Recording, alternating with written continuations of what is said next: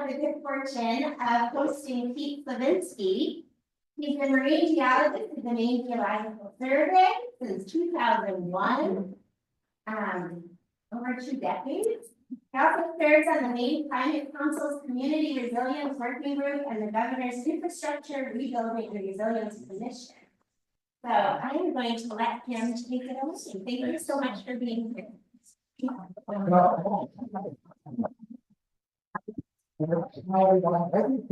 Afterwards, it won't be applause, but it's a pleasure to be here. We're kind of recording this at the same time, so hopefully that'll work smoothly. Thanks to everyone for coming out to listen about this topic. It's near and dear to everybody's heart. I'm going to speak a bit today about sea level rise. We're going to focus on some of the latest trends, what we expect to happen potentially in the future.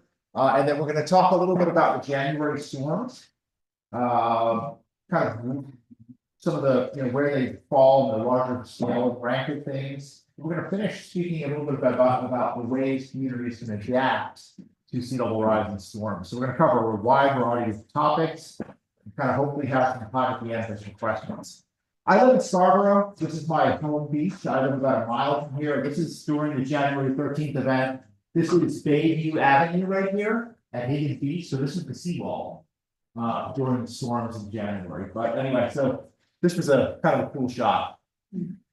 So again, we're going to set the stage on sea level rise first. So what causes the global changes that we see? Well, there are really a variety of factors that influence global and regional sea level changes.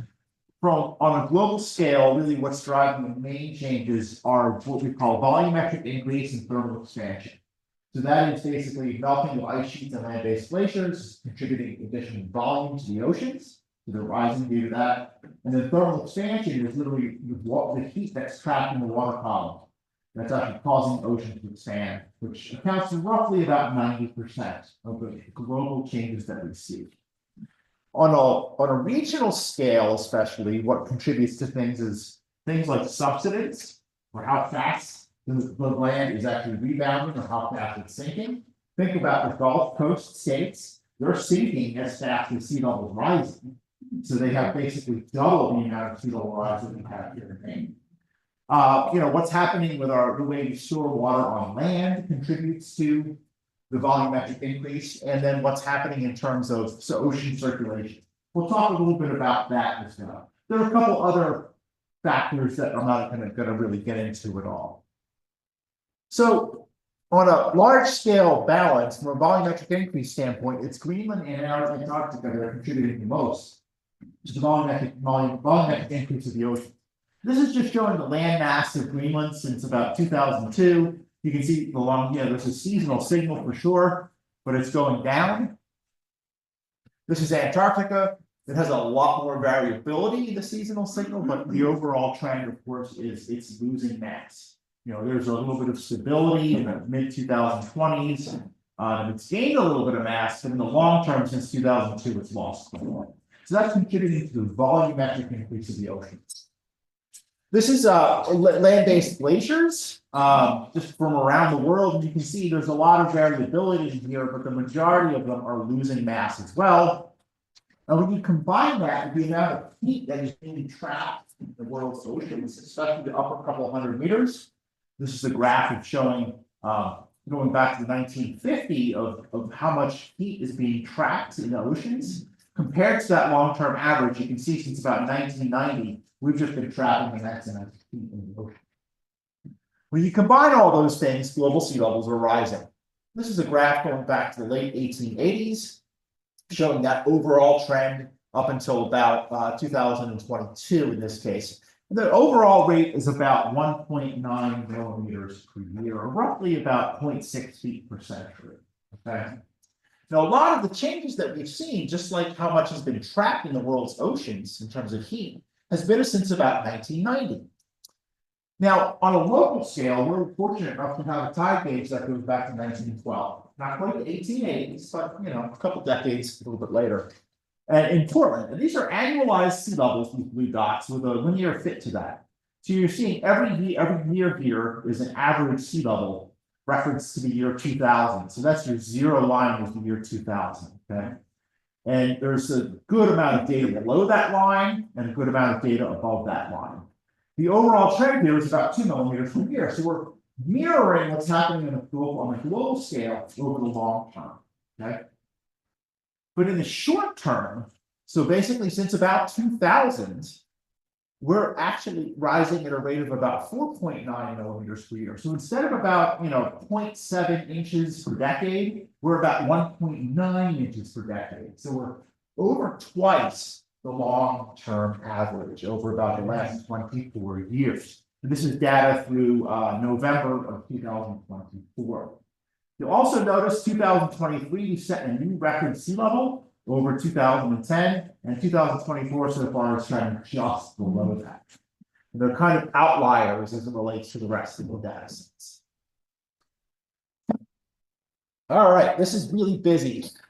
But what I want to show you here is that 2023 and 2024 continually are setting water level records, and it's not just in Portland. This is Portland, Bar Harbor, and Eastport in the time periods that we have data for. And if you see red, that means in 2023, a new water level record was set in 2023 for that month. Those trends have continued into 2024. We're seeing a little bit less records. We're looking at the 6th, 7th, 9th, 10th water level records for those months, but we're still trending very, very high. Such that in 2023, 100% of new records basically were set or they were in the top 3. And in 2024, 100% for Bar Harbor, 82% for Eastport, and 73% from Portland were in the top 5 of those recorded water levels. So we're basically continuing to really set high water level records. This is another graph showing you see all the differences for 2024. Each of these is the blue graph. The blue is showing how high in feet we are in reference to the year 2000 of sea level. So you can see we're trending anywhere from about 0.4 to up to about 0.7 feet higher than sea levels were in the year 2000. Okay, and we set 4 records in Portland during the year so far, and then 2023 set 1, 2, 3, 4, 5 records. Okay,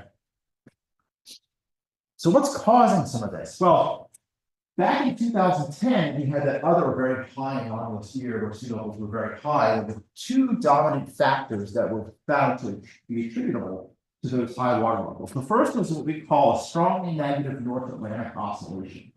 This is the way pressure systems are set up over Greenland and the Azores, such that when we have a strongly negative mode, you have a blocking pattern that kind of sets up, and it creates cold and snowy conditions along the east coast of the United States, warm conditions up in Canada, and then cold and dry conditions in the UK. So basically, but what that does is when it sets up this blocking pattern, it causes a weak onshore flow of winds. All right. And what that does is it causes storms to go straight up the east coast of the United States. At the same time, what we had in 2010 was a slowdown of what we call the Atlantic Marine overturning circulation. So think of the Gulf Stream as part of that and how it sucks very, very warm water from basically the Sea of Sargasso northwards, eventually reaching up towards the UK and British Isles, and eventually that will sink and become colder water return over periods of hundreds of years. But this is basically a conveyor belt for warm water going up the coast. When we have a slowdown of the Gulf Stream, the water around the world is not the same topography. Okay. You think of your bathtub and you kind of like splash water. There's a section in your bathtub where the water is higher, or if you go like this really fast, the water is actually a little bit higher in that section than it is on the sides. And that's exactly what happens with the Gulf Stream here. When this lapses in terms of this slows down, the water sloshes away. And it sloshes most pronounced up into the East Coast and up into the Gulf of Maine. So that's what these 2 factors were what caused higher sea levels in 2010. It's unclear if that's what's causing the sea level anomalies that we're seeing in 2003 and 2024 so far, or if that's just the new trend. I wanted to look a little bit at the North Atlantic oscillation. So this is a graph from NOAA showing positive NAO values in blue, and then negative NAO values in red. And then I kind of just qualitatively plotted where these reference setting water levels were. And you can see almost all of them were red when you had a strongly negative NAO. So it's not a perfect correlation, but there's a relationship there. Now, another study from the Woods Hole Oceanographic Institute found that over the last 20 years, the Gulf Stream has actually warmed a bit, okay? And that has actually also shifted closer to the East Coast. So instead of having the Gulf Stream out here, a really well-defined Gulf Stream with colder pressure water here, it's expanded eastward against, or westward against the East Coast of the US. So when you have less of a gradient, the Gulf Stream doesn't function the way it does. How that's actually influencing water levels in the Gulf of Maine is still a little bit unclear. Now, in terms of planning for sea level rise, back in 2020, the state undertook the Maine Climate Council process. And that was a process where the scientific and technical subcommittee got together and looked at the latest science and what's happening in Maine and also around the United States in terms of climate change. And we kind of, at least from the sea level standpoint, decided to come up with two different scenarios for the state to plan for. One was what we call a commit to manage scenario. So that's a scenario that has a very high likelihood of happening, okay?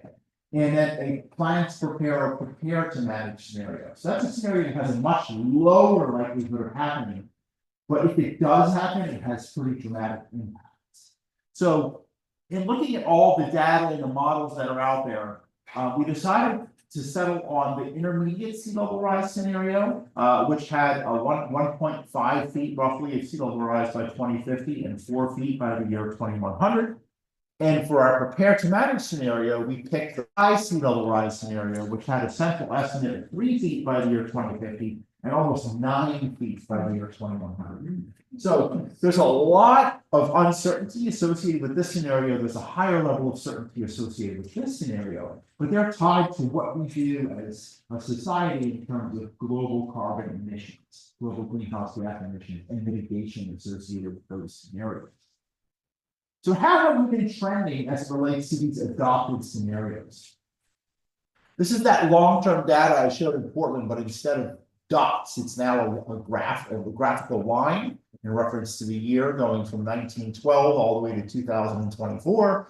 And these are those scenarios I just described, but I added the low scenario from this study from 2017. And this is the scenario that was adopted by the state of Maine, this commit to manage scenario. And you can see that we're trending somewhere above the low scenario roughly at this intermediate scenario, but not quite on this high scenario trend currently.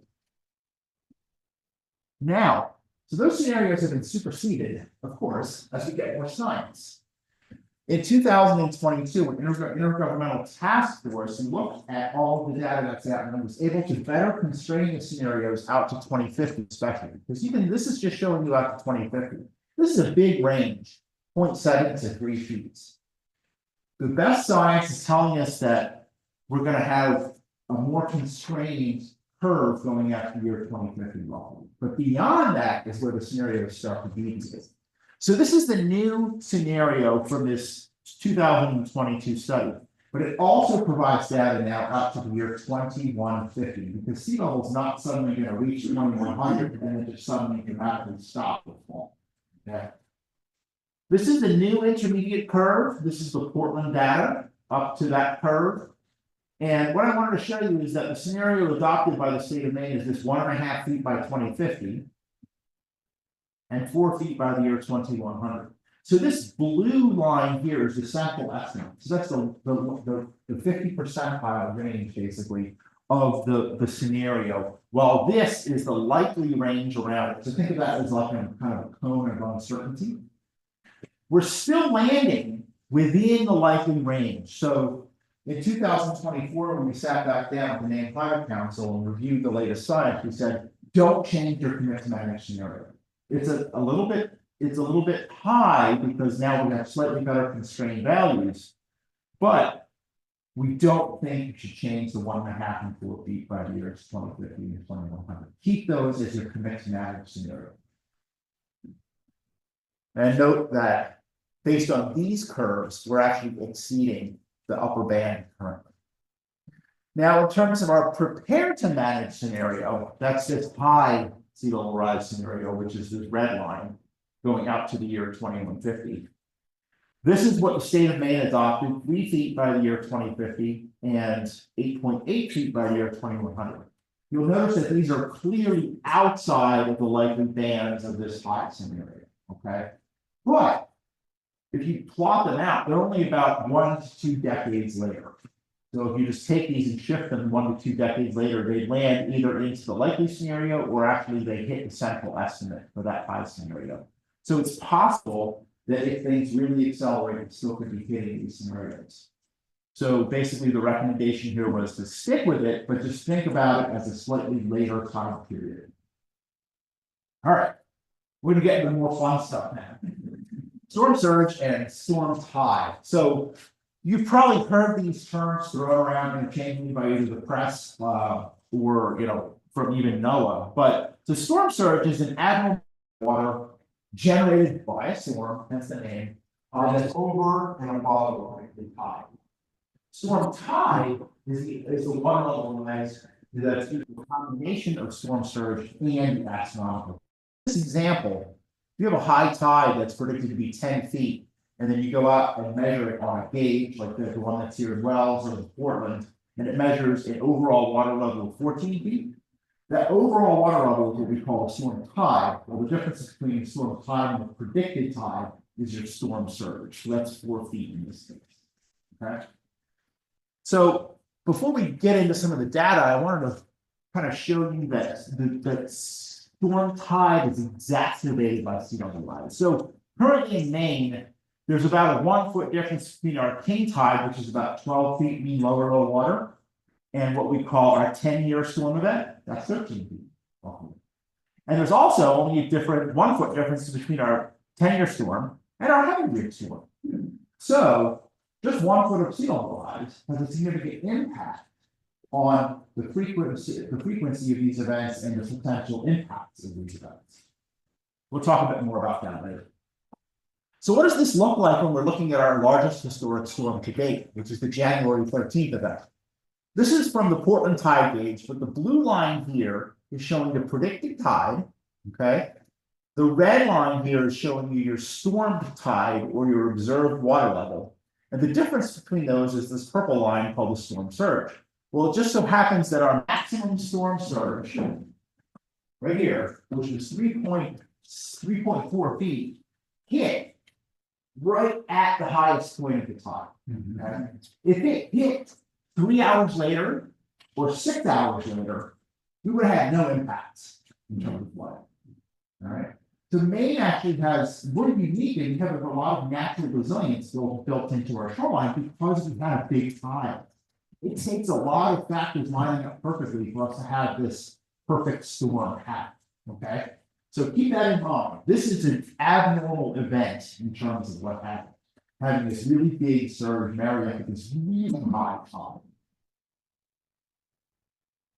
But it was also enhanced by sea level rise. And I just want to show you our historic storm in Portland. It was from February 7th, 1978. And it was an 11.3 foot tide, so that's the component in blue, with 2.9 feet of storm surge on top of it. All right. So it was a really big tide and a pretty big storm surge. And it resulted in 14.2 feet of water. Our storm on the 10th was a 9.8 foot tide, but we've had 0.6 feet of sea level rise since 1978. Right. So a smaller tide reaches higher. It had a really big storm surge, 3.4 feet. So it had, but it didn't reach that high because it hit at a lower tide. On the 13th, we had an 11.2 foot tide that was again exacerbated by 0.6 feet of sea level rise, and a smaller storm surge, only 2.7 feet. But because it hit at this huge tide, we had this new rapid water level. So how might these extreme water levels look as we move into the future? All right. This is a little bit confusing, but what I'm showing here in the blue line is our 1 year recurrence interval event that has a 100% chance of occurring in a given year. Our 10-year is what we call our 10-year storm. 50-year is our 50-year storm, and our 100-year is our 100-year storm, or that event that has a 1% chance of occurring in a given year. So this is our current year, 2024. It's about 12.5 feet for the 1-year event, 13.5 feet for the 10-year event, roughly 14 feet for the 50-year, a little bit below than 14 feet, and about 14.3 feet for the 100-year event. Okay? So that's what we have currently. Now you're looking at sea level rise in 2030, 2050, 2070, and 2100, and how these scenarios would change. So in 2050, our 10-year event would have the same impact, or actually exceed the 1% event today. Okay, so with an additional foot and a half of sea level rise, that event has a bigger impact than what we have today in terms of the 1% event. This just gives you an idea of how things might go in the future. All right. The January event, though, it wasn't all about storm surge and storm tide. We had really big waves. Luckily, in southern Maine, we did not have the waves that they had on the mid-coast or downwind section of the shoreline. They got pounded. This is buoy B01, which is actually off of the Wells coastline. E01 is off of the mid-coast, it's green. I01 is off of the down east coast, it's blue. I have plotted wave heights here for red, so B01, E01, and I01 for the January 10th and January 13th events. And you can see we hit about 22, 23 feet max here in southern Maine on the 10th, but these spiked to 20 to 30 feet along the mid-coast and down sections of shoreline. That meets or exceeds our 1% wave event for those sections of the coastline. We didn't hit it, something we were lucky. So on the 13th, waves were roughly about the same, but they didn't have the same duration that they did on the 10th. And even on the down east coastline, it got higher on the 13th, but we were lucky. We did not get the wave impact of the event of the 10th on the 13th. So if we had the waves from the 10th on the 13th, the impact would have been even worse. All right, we're going to move to talk about nuisance flooding, or that kind of flooding that you see, when you drive down a commercial street, you're expecting to go to a restaurant or, over at the backside of Portland, going to Whole Foods, let's say, and the road's flooding. That's nuisance flooding. So what I'm showing here by these blue bars, blue columns, is the number of times that flood stage in Portland has been met or exceeded, going back to 1912 for each year. So this is saying in 1912 there was one event, 1913 one event, 1914 one event, and so on. And the long-term average, if we average all this data, is about 4 days per year. That's this black line. Since 2010, we've been seeing about 13 days per year. And you can see since about, roughly 2005, we've been really meeting or exceeding the average number of days that are exceeding flood stage. So something is happening that's causing it. Well, how might that change in the future? Sea level rise is going to increase the frequency and duration of nuisance flooding. So right now, on average, we can expect roughly 14 days of flooding in Portland. Again, we've already exceeded that in 2024. We're up at 26 flooding days for the year. In 2023, we only had 5, which is really interesting. 14 days on average is what they expect. And again, this is the likely range, is this blue, and then the lighter blue is the very likely range, and the 90% probability. Again, we're up here in this 20-some days already in 2024, but it might change significantly by the year 2030. We would have 33 days as a central estimate. Okay. Now, what's interesting is that this curve here takes into account also what the moon and the sun are doing in terms of exacerbating our tides. By the mid 2030s, we're supposed to be at basically the peak of what we call the lunar nodal cycle. That means we'll have the highest tides in the mid 2030s. That's why we'll see this bump up. Okay. So in the mid to late 2030s, we're looking at potentially 45 days of flooding, nuisance flooding as our central estimate.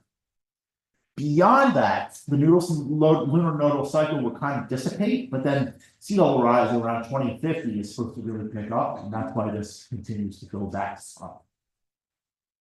All right, I want to talk a little bit more about storms in terms of mapping of impacts and why what actually happened wasn't really like out of what we had predicted would happen. Our FEMA flood maps that everybody loves were actually relatively accurate in depicting floods that occurred, at least in some of the locations that I've anecdotally looked at. Okay. Again, this is Higgins Beach and Scarborough. This is going to be one of the places we're going to look at. We're also going to take a look up at Camden Harbor. So we'll start down here in Higgins and go up to Camden. I'm trying to compile flood photos from on the ground with the flood maps and compare them. We're not complete in doing that, but I'd like to, if everybody has good flood photos, let's talk after. So before I get into that, I want to talk a little bit about the FEMA flood zone. So if you look at a FEMA flood map like this for Higgins Beach, it's going to be areas of blue with hard to see here, but they'll have VE zones, and as you go inland, they'll have AE zones. All right. A VE zone is what's called a velocity zone. That means it's a high hazard zone, and you're going to have wave heights greater than 3 feet in that area. Okay. And then there's going to be a number associated with that zone. So let's say it'll say VE 15. That means in a 1% storm, you're going to have waves of 3 feet or greater and storm tide and storm surge combining to create an elevation of 15 feet. All right. As you go inland, that dissipates because the waves and everything are interacting with the land surface. All right. And in some areas, FEMA has defined that there are coastal A zones. So these are AE zones, they're called, but they have waves between 1.5 and 3 feet, and they're defined on the landward side by another great acronym called the LIMWAL, or the Limit of Moderate Wave Action. Okay, that's supposed to be defined by this hatched line. Landward of that, you get to what we call static flood zones. So AE zones, or the flood zones, are static and wave heights of less than 1.5 feet. Okay, so keep that in the back of your mind as we're looking at things. So this again is the flood zone for Higgins Beach. You can see a limit of moderate wave action right here. This is the black line right here. And what I'm going to do is I'm going to show you 3 areas. A, this is a static flood zone area. B, which is the velocity zone. And C, which is right in that limit of moderate wave action zone. So this is A. This is the photograph location that's looking back up Ocean Avenue. This is what was expected to flood in a 1% event. This is what it looked like. That's pretty darn close. I mean, I can't tell which tree that is right there, but that's that gentleman's driveway right there. And that driveway is right around the back of this tree. So this is pretty darn close. Moving down to this area, this is Pearl Street. I actually parked my car right here. I know the folks that live there, and this is supposed to be a velocity zone all the way along Bayview Avenue here that then goes into this area where the moderate wave action. This is what that looked like during the event. This again is Bayview Avenue, and this is the seawall. So waves are breaking over the seawall and washing up Pearl Street. And this is C. So this is looking at where basically the limit of moderate wave action boundary is. So again, waves should be breaking through this area and then going down in height by the time it reaches this boundary. We actually have a video here. We'll see if it plays. I don't trust the pointer on this, so we'll actually manually see if it'll play. This is Bayview Avenue. So the tide had already fallen, waves that were still breaking over the dune here, and then washing over and then kind of running down Bayview Avenue, like kind of like a river. So again, pretty accurate mapping. Jumping up to Canton Harbor, another location I wanted to show you. This again is it's a protected harbor for the most part, but the outer part is mapped as velocity zone right here. So VE zone, so waves greater than 3 feet. As you go in here, there are A zones that go down in elevation. First location is here. So these are waves breaking over into the marina. So waves are greater than 3 feet if they're breathing over a fence. And then up in the middle of the harbor, looking down at another public marina right here, right B. So that should be static flooding up on that. And that's pretty much what it was. There's folks right there, they're static flooding. So our maps told us what was going to get wet. It was not unexpected in terms of what got wet in a lot of areas. So I would like to finish by talking a little bit about how we respond to things. And save some time for questions. These sound really simple, but they're not. Do nothing, avoid, accommodate, and adapt, protect, and relocate and remove. All right. So do nothing. So this is just an example from Camden Harbor because I gave a presentation there recently, but some parcels have natural resiliency and you don't have to do anything. This is really high up. This could be moved back if really need be, but there's nothing that has to be done here to protect this parcel from being resilient. Let's not put new development in high hazard areas. That's what the void means. So Scarborough, my intern has done a really cool historical analysis of Higgins Beach and how it was developed over the years. Compared photos from the 1910s to what it looks like now. But like the worst thing you can do is put something in here for new development. You really can't. That's a good thing. But these houses should never have gone in to Higgins Beach. Let's not put new development in highly hazardous areas. Accommodation and adapt. Let's make sure that there are adequate undeveloped and vegetated buffers to provide for accommodation space for our development, but also for our natural features to absorb floodwater and migrate in response to sea level rise. This is the Scarborough Marsh system. This is Route 1. Pine Point Road is right here. We need to keep areas undeveloped so this marsh can move. Accommodate and adapt. Let's make areas more floodable. Okay. So think about some areas of the world where they deal with water all the time. We've made those areas more floodable. This is an area, a little park down in Camden. This can all flood. It's okay if it floods. Nothing happens. You just don't sit on the park bench and it's flooded. We have to ensure that our water-dependent infrastructure is properly elevated and storm-proof. This is again from Camden, but like this is one of the major boat building areas or boat building yards in the harbor. They need to make sure they can operate through storms or after storms. Let's make sure that the infrastructure that we do have in hazardous areas is resilient. And one way to do that is elevated. Okay. In most communities, the minimum base flood standard is the base flood elevation plus 1 foot. So that's your 100-year FEMA flood elevation plus 1 foot. So that's your 100-year BFEs right there. 1 foot above that's right there. Some communities are now going 2 or 3 feet above base flood elevation for new construction or construction that is being rehabbed. So elevating things gets it out on time. This road still floods, but at least it's stopping flood. In areas where we have bluffs, so not really something we have to talk about right here, but in areas where we have coastal bluffs, let's increase the setbacks from coastal bluffs.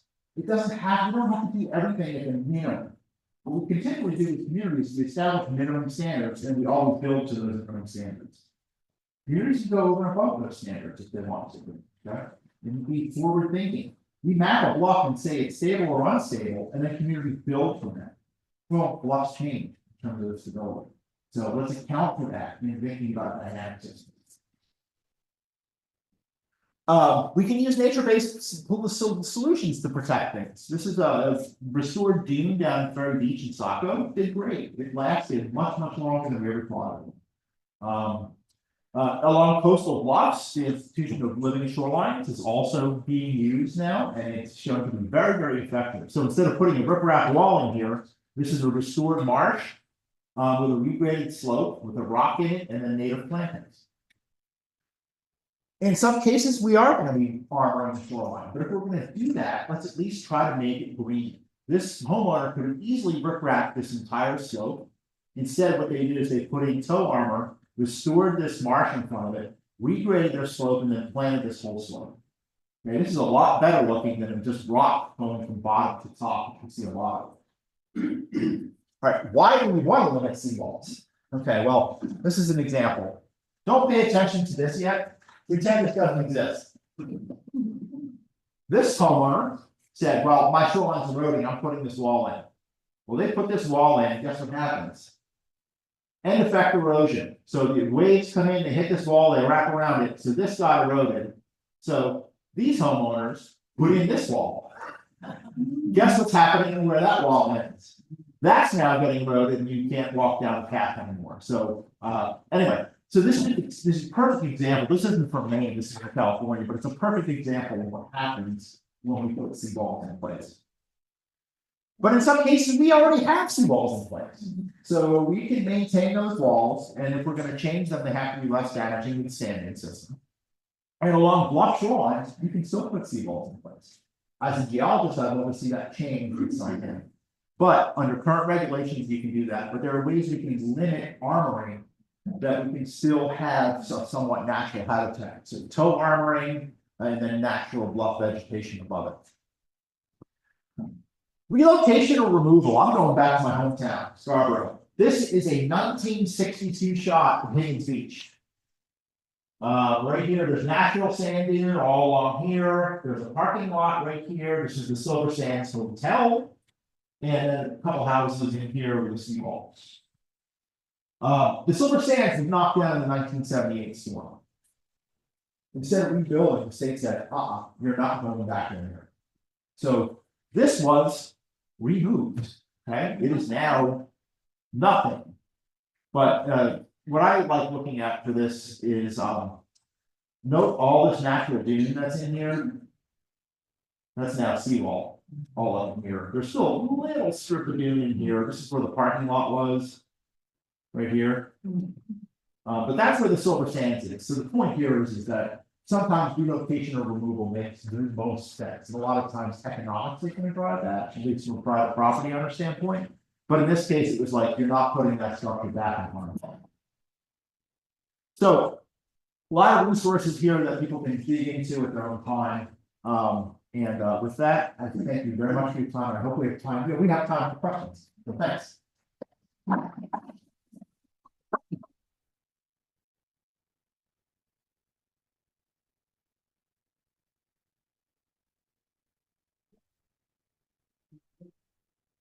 You said about slide 3 or 4, 90% of the sea level rise is thermal and Yep.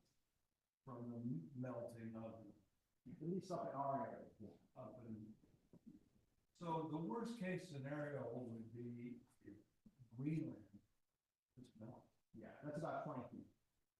So that's a 20-foot rise. Yeah.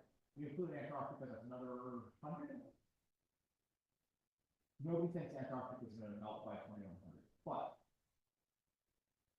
the way these systems work is they perpetuate themselves. So you've probably seen a lot about the lubrication underneath the ice sheets by melting that occurs by meltwater, which can make that process a lot quicker. You've probably also heard about the albedo effect, which is as you lose ice, you lose more ice because there's more solar gain that actually can hit the ice. So I'm not sure if I'm getting your question, but yeah, Greenland's about 20 feet. And where we're at right now, is any of this reversible? I think that the answer is no, but I think you're the man. I think we're pretty much baked. I can talk about the sea level rise stuff, not necessarily the mitigation and climate aspect of it. We're baked into the changes that we're seeing. I mean, All right, I have to go back to slide 3 or 4 now. Thanks. This curve right here, we can just go back to one of these curves. So let's go back to this one. so this scenario, this convective managed scenario, is based on the intermediate sea level rise scenario, which means that by 2050, we're making significant cuts in greenhouse gas. Significant cuts in greenhouse gas emissions as a world, not as just a country. So this is assuming that we're doing quite a bit of stuff to limit what actually goes into our atmosphere, because that's really the driver of everything. This scenario, this prepare to manage scenario, which is the, almost 12 feet by the year 2150. That is not business as usual, but that assumes that we continue doing things, pretty much business as usual out to the year 2100. So there is still thought, and this is from mitigation scientists that are dealing with the topic that I'm not as well learned in terms of all the different scenarios. That yes, we have a certain amount of sea level rise baked into whatever happens. It's just if we continue to not mitigate and just focus on adaptation, we're going to be baked into higher levels. So to me, I work in the field of adaptation more than mitigation, because I'm thinking about what can we do now along the coastline to make it more resilient. The mitigation discussion is one that is happening at the world level, and I mean the state of Maine is making big strides in terms of mitigation, and I think it's very important that the state continue to do that. In the grand scale of things, unless the rest of the United States and unless the rest of the world decide to make this too, what Maine does probably will not have a significant impact on the climate issues and the drivers. It will have an impact on how we're responding in terms of adaptation. Yes. Hey, so we had the January storms, and then we had storms again in March and April. Have you had a chance to look at those ones yet? It felt like 3 100-year storms at my. Yeah, they weren't. The March and April ones, I think the April one ended, I have slides somewhere, I took it out of this presentation, but I think it ended up being about 8th or 9th highest water level. And the March was even lower than that. So they didn't have the duration or the water level, or the wave heights to kind of get to those levels. But they were also big in the fact that we lost. I mean, one of the really important things about the way we think about these storms, I didn't really touch into this, is how our natural landscape is set to protect the coastline. And in December, we had a really big storm, December 2023. It was mostly inland, but it was a big coastal storm. It hammered our dunes. We lost 10 feet of dunes, let's say, in the December storm. Then January 10th came around. That knocked out 15 feet of dunes. Okay. And then January 13th came around. And our dunes, which are usually like this, were already like this. And then that knocked out those, so now they're like this. So those subsequent storms that happened after that probably felt a little bit more rugged along the coastline, because our natural protective system went from this to this, and then all the sand that was in this gets pulled offshore. So we had no beach at all really to protect from the large, even the smaller waves from hitting the coastline. This spring and summer, almost all this sand came back. We had really wide beaches this summer. We lost about 25 feet of dune on average in the state, on average. That number ranged from over 100 feet up at Coffin Beach, to about 60 to 70 feet along Small Point Beach, to around 30 feet in Wells, around 30 to 35 feet in Old Orchard Beach. So it ranged. But one of the keys was we had a huge slug of sand come back, but it's only on the beach. It's not built into the protective dune yet. So if we have a mild storm season this year, less of that sand will get pulled away, and the sand that's on the upper part of the beach profile could start, being part of the dune again. But if we have another stormy winter, we're not as protected as we are this winter as we were last winter. So if we have a 1-2-3 punch again this winter, we're in a slightly worse off place. The good thing is our beach is so wide right now.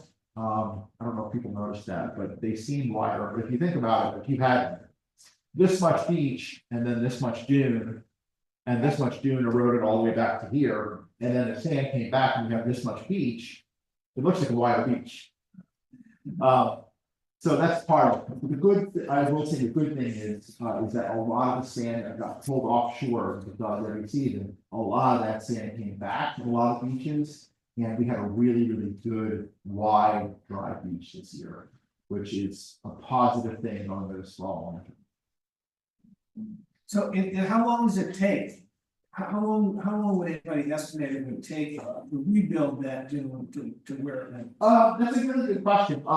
So when we look at past really large storm events, so the Hoglund storm of 1991, the Patriot State storm of 2007 is probably the one that echoes in people's minds. Or maybe the storms of 2010, if you remember those, we had a series of 4 nor'easters in 4 weeks. In 2010, it took about 2 years, 2-3 years for our things to recover. And that's in 2011, 12, and 13, we had 3 mild years after the 2010 year. So we had pretty good recovery after that. One of the communities hit hardest in the 2007 Patriot State storm was Willow Beach in South Florida. They lost 45 feet of dune. All their dune came back. But they also did a lot of proactive work in planting, fencing, things like that to help track the sand that came back. They also got hit really hard in storms in January. I mean, there was flooding there that had never occurred before. Their beach came back, but it's going to be a couple seasons, so they're due to come back. They're actually in the process of doing a beach scraping project this fall. To scrape some of the beach that, again, is really wide right now, up to create more protected dunes. And I was showing somebody, we were talking about it around down Goose Rock Beach, where they did that twice this year. I can show you an example of what that looks like, if people want to see. So artificially recreating or bringing in sand or beach scraping or, planting the dunes helps restore them. We've been testing the use of Christmas trees at the Popham Beach. And we restored about 130 feet of dune at Popham Beach. And that has been pretty successful, trapping sand and restoring. Are they built back to where they need to be? No. But, things that we can do help, but usually around 2 to 3 years. Do you happen to know about this a really long time ago? I don't know if it was 1980s or 90s, something like that. There, the Gunwood Beach was, they made a dune out of sand, I think, that came from inland. Yep, A huge it's an artificial dike. dike, Yes. almost, yeah. Yep. Do you know what has happened with that? Was that Sure. successful or Yep. what? It was built in the 60s. Oh, The Soil and Conservation District did it, and it was artificially created. It has a cobble core. And then it has insane amounts of sand on top of it. No dunes in Maine are like that. They're really artificial. But that being said, it's been successful for decades in stopping the bleaching that was occurring all the time in the dune system there. So they were constantly getting breaches. It got breached in one spot from the storms in January. But it's this relatively small spot, and the community is working with a consultant to develop a design to patch that breach. And then do some beach scraping and or restoration along sections of dune. That dune there, it's huge, it's like that big. Yeah. But the scarps there are, 8 or 10 feet tall, so the vertical cuts in the dune.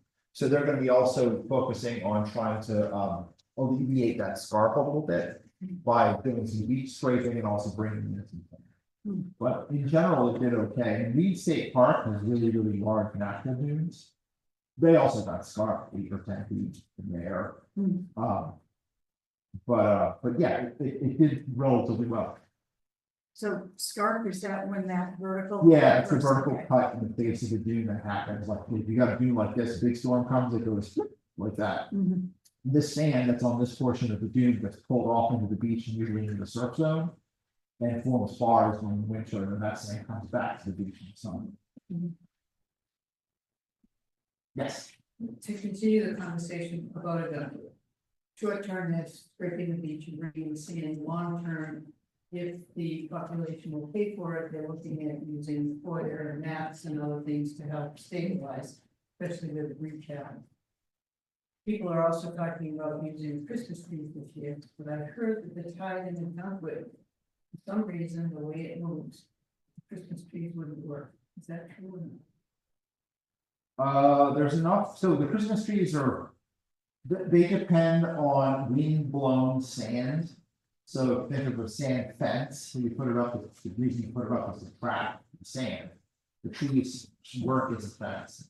The government has enough exposure along the stretch of beach, and most of our dominant winds are either out of the southeast or southwest, or north and northeast. And you have a northwest or west, that's kind of helpful. But there's enough variation in those winds that it would probably do a decent job of tracking sand. I don't see why it would not be helpful. The beach there is insanely wild right now. And protected, so. Is there a certain time of year they would work at? Well. I mean, we try to put them out in our problem project, we put them out in like March. But that also has to do with the time it takes to get a permit to do it. Christmas trees are considered a solid waste. So you have to get a solid waste permits placed in a natural environment. So the problem with the focus line.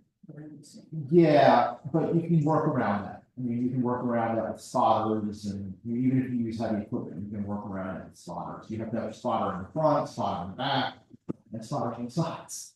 But it's pretty easy to work around that if need be. But we've had some good success at Popham with the Christmas trees. We're gonna try a pilot project at the Reed State Park this winter, using more Christmas trees. So, you know, is it the answer to everything? No, we haven't had enough of one sand transfer to really trap sand that's moving along the beach. But it's something that can help, and it's, I mean, you get a group of people and, you know, something that can move the trees back and forth. You can put down hundreds of trees with, you know, one head, so. Yes. Can you talk a little bit more about, you know, the differences between what you call a southeaster as opposed to a nor'easter, and maybe even appropriate for today, given the fact that it looks like we're in sort of a southeaster today that's blowing up. Sure. But it seems to me like maybe there are more risks with a southeaster, is that? I think that's true. I think that's certainly true. I mean, the basic difference is it's basically the storm track approach. It's slightly different in terms of where the center of the storm is. They're okay the way the winds will have to hit and interact with the main coastline. I actually asked the question to the University of Maine Climate Center. I said, anecdotally, I think we're having more southeasters. What do you think? Because I'm like, every year I look at it, it's like December, January, February, it's like southeast, for like the last 5 or 6 years. And they did a statistical analysis going back to the 50s. And there is not a statistically significant increase in the number of southeasters. Their analysis, however, is not 12 months a year. I forget what they were missing in terms of that analysis. There's some months I forget if it's part of. I don't think it's part of the winter. I think it's part of the summer they're missing, but that's not really what we're that interested in. So, but they did not find a statistically significant increase. It's something that the National Weather Service and the University of Climate Center are now keeping an eye on and have students working on. Because I don't have the time to dig into it to kind of look at more of the statistics, but a lot of it has to do with those tracking patterns that are steering our systems. The jet stream plays a big role in terms of how it's tracking. That relates to El Nino, La Nina, and the North Atlantic Oscillation, and all this stuff, this climatological stuff is that I have a grasp on. That isn't my area of expertise though. But basically it has to do with the way the system is approaching in terms of the steering, and therefore the way that the winds are interacting with our coastline. If it's closer or farther away, we have northeast versus the southeast. So, Pete, doesn't some of that also have to do with the wind forcing and keeping the water into our bays and harbors, because they're forcing direction of the wind? Yeah. I know a lot of times during these storms, people are expecting a low tide, some relief from that flooding, and of course, the low tides never get as low as predicted either. So I think something that was really interesting about the storms was that when we were supposed to be at low tide, being able to get into places and access, we still weren't able to, because that storm surge and wind forcing was keeping that tide much higher than. Yeah, Johnny, that's a really good point. And there are areas of coast, especially the mid coast, Look at that, because they're peninsular communities, with lots of bays and long areas where water can pile up into those areas. When you have sustained winds coming out of the southeast, that's where it will pile up, it will just pile up into those areas.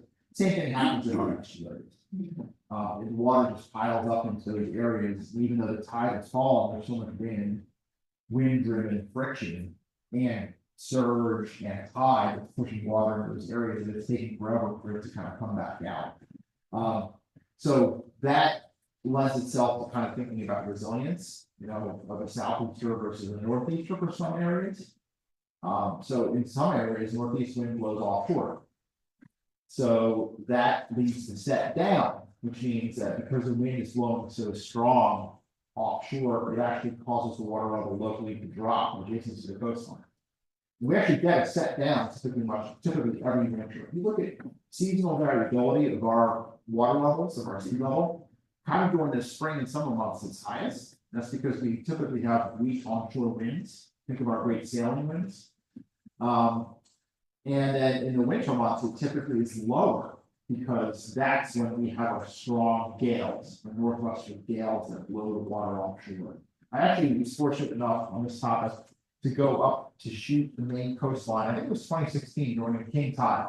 It was a January king tide. It was supposed to be this 11.5-foot tide, 11.6. Offshore. Water was 0.6 feet lower than what it was supposed to be. So it never even hit 11 feet. Now, it's still interesting to fly along the communities and look, but that's how much winds can impact local water. Steve, Pete, do we know yet what to do about the coastal roads?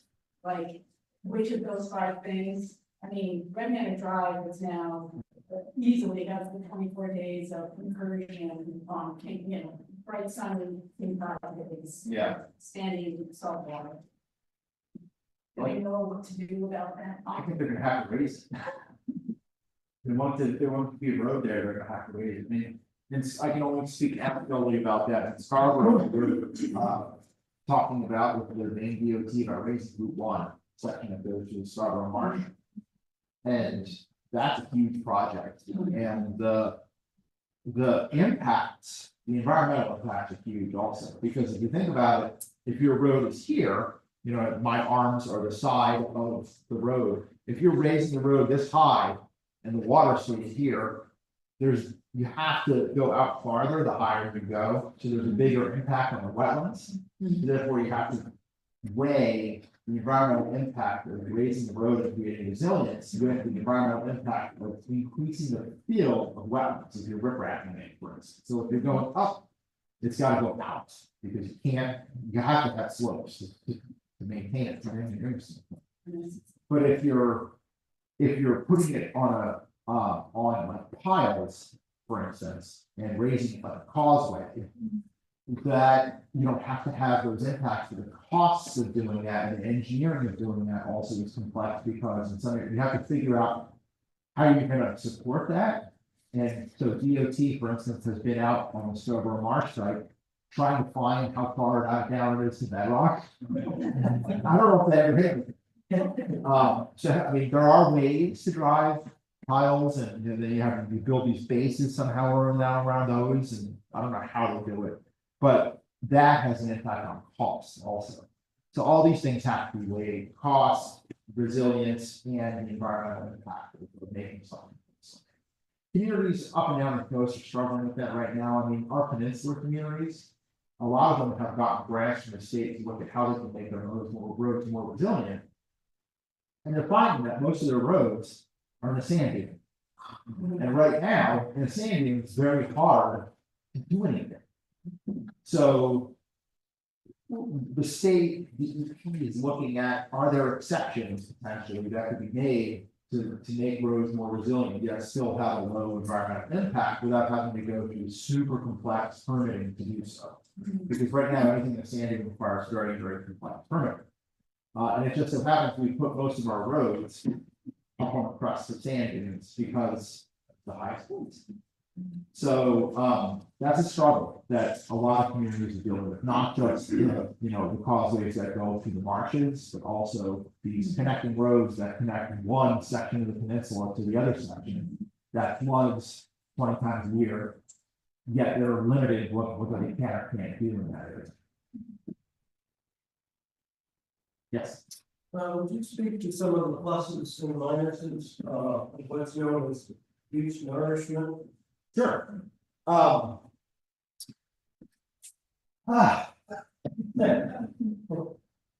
Pluses.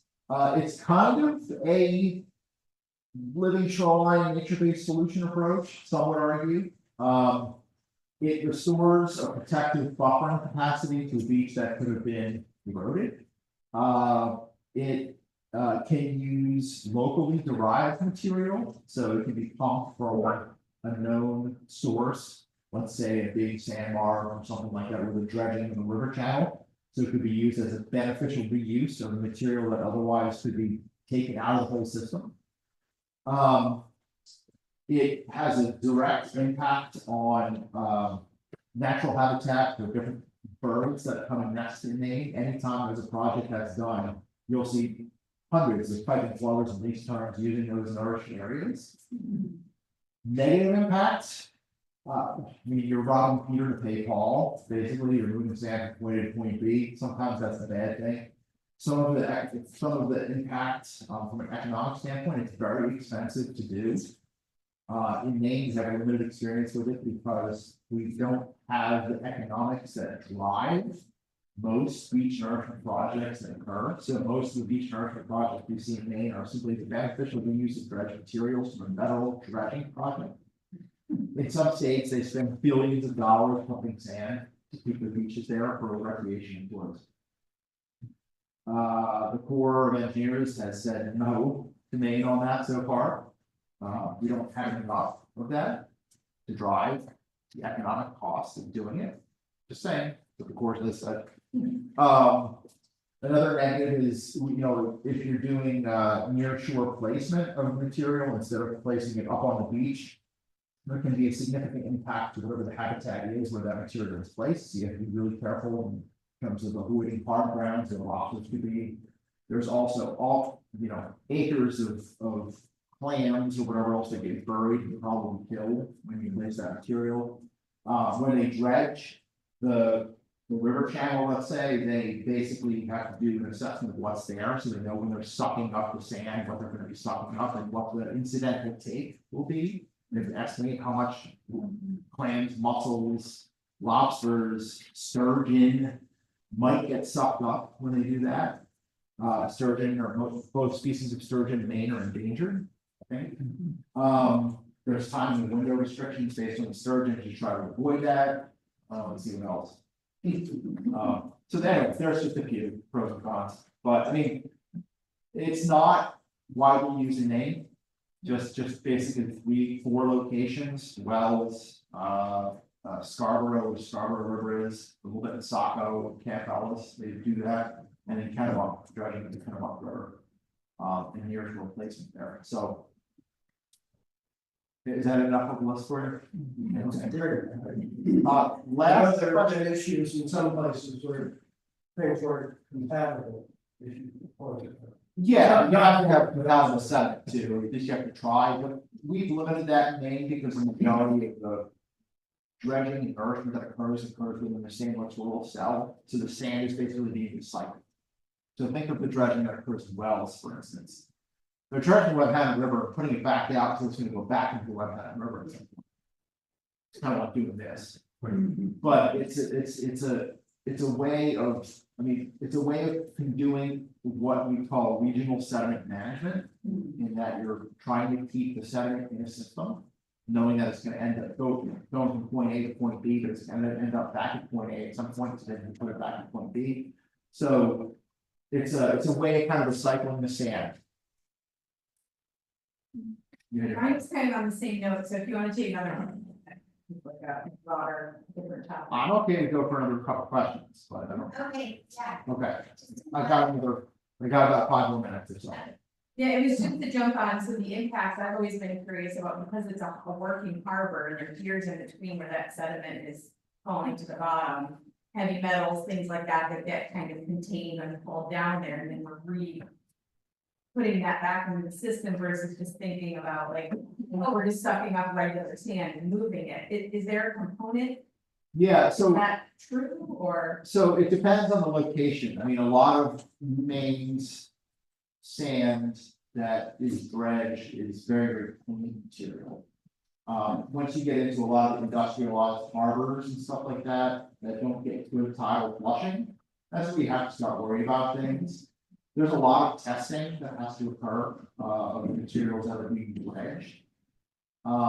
There's federal testing, there's also state testing, that's more stringent than the federal testing, depending on where the sediment is coming from, so that will qualify as a solid waste. If you're disposing of solid waste in a location where it's gonna be in contact with humans, it has to have certain additional testing. So there's a lot of testing that happens there. The federal standards are actually lower than the state of Maine standards. But it's very unlikely that you're gonna be getting like the dredging of all the, I mean, anytime you're dredging, you're gonna be getting a mix of sand, silt, and clay usually. But for it to be approved for placement up on the beach, it has to be texturally compatible with most part of what's there. It can be a little bit coarser, it can be a little bit finer, but there has to be the majority of it, the median grain size has to be about equal to where it's being placed. So you're always gonna have some variability in color and stuff like that, but for the most part, you do a pretty good job of trying to match. But like heavy metals, does it reprecipitate out that's been sunk to the bottom as that dredging process is happening in the location where it's happening, not necessarily where it's taking place? I'm assuming that could happen. Yeah. I don't know too much about that happening, but I'm sure it could. But I think the Portsmouth turning basin, big discussion about sand there. And because it was so industrialized, the testing that we need for that. Some of that sand originally was supposed to come in, I think. I think it was supposed to come wells, if I remember correctly. But then they were hitting the testing requirements, which are about $100,000, and we all said, no, we're not testing for $100,000. We know you're gonna give us the sand. That is a concern for sure, especially in more industrialized harbors. You're not gonna go into the Ford River of Portland, dredge where the docks are, and put that up on the beach. It wouldn't meet textual requirements, so yeah, it wouldn't meet the head metal or a lot of wheels and stuff like that, and that's stunning. Any other questions? All right, thanks everyone.